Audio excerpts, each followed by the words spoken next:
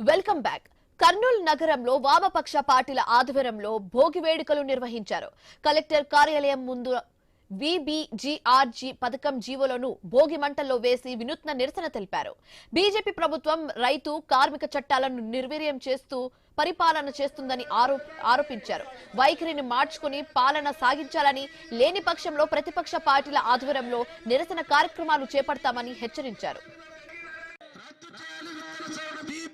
రామ్జీ పథకాన్ని గ్రామీణ పేద ప్రజలకు హాని కలిగించే విపక్ష ప్రజా సంఘాల ఐక్యత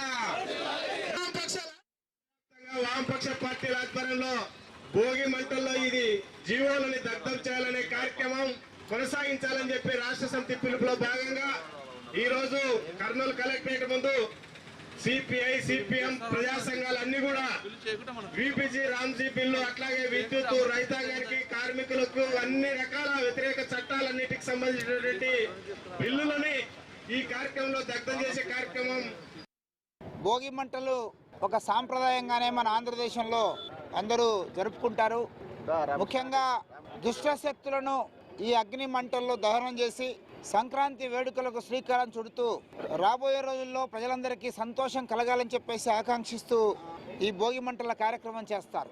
అయితే మన దేశంలో నరేంద్ర మోడీ నాయకత్వంలోని బీజేపీ ప్రభుత్వం మొత్తం దేశ ప్రజలందరికీ కూడా ఒక ప్రమాదకరమైన చట్టాలు తీసుకొస్తూ ఉంది. ప్రధానంగా గ్రామీణ